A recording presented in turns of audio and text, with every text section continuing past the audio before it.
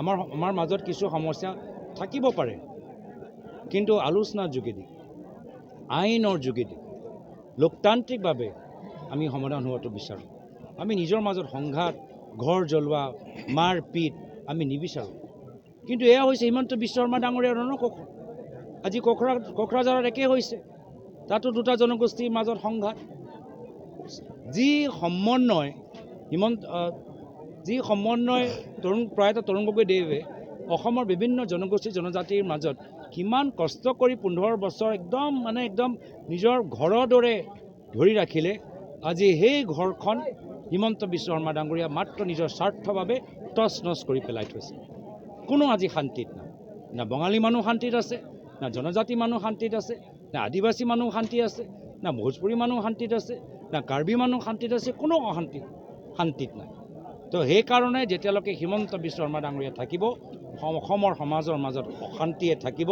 সেইকাৰণে যদি অসমৰ ভিতৰত যদি আমাক শান্তি লাগে আৰু সন্মান লাগে, আত্মসন্মান লাগে, এতিয়া হিমন্ত বিশ্ব শৰ্মা ডাঙৰীয়াক চৰকাৰৰ পৰা আঁতৰাব লাগে।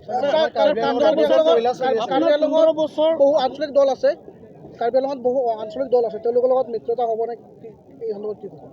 না, মিত্ৰতা আমাৰ যিকেইটা দলৰ লগত ইতিমধ্যে আলোচনা হৈ আছে, মিত্ৰতাটো হ'বই, কিন্তু মিত্ৰতাৰ ৰংটো কি হ'ব সেইখিনি কথা আনুষ্ঠানিকভাৱে আপোনালোকক আমি পিছত জনাম, যিহেতু কথাবোৰ এতিয়াও চলি আছে।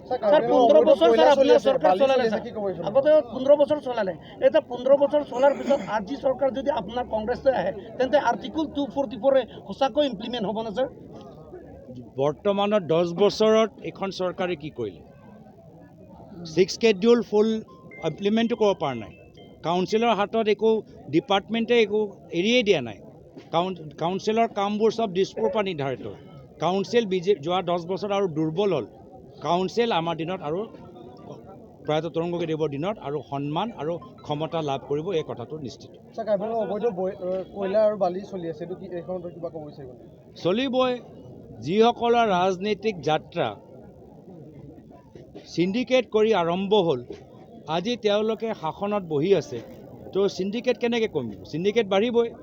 যিসকল ৰাজনৈতিক যাত্ৰা কয়লা, ব্ৰইলাৰ, গৰু, পালি, পাথৰ সিন্ডিকেট কৰি তেওঁলোকৰ যাত্ৰা আৰম্ভ হ'ল, আজিতো তেওঁলোকে গাদীৰ ওপৰত বহি আছে, কোনোবা মন্ত্ৰী, কোনোবা মুখ্যমন্ত্ৰী, কোনোবা চিফ।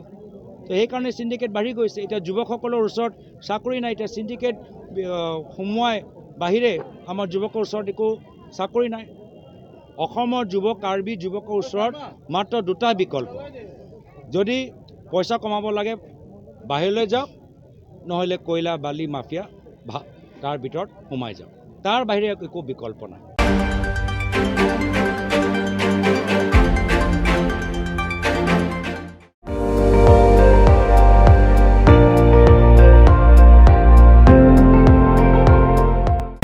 আপুনি চাই আছে ND24, সৰ্বশ্ৰেষ্ঠ নহয় সৰ্বোত্তমৰ দৌৰত।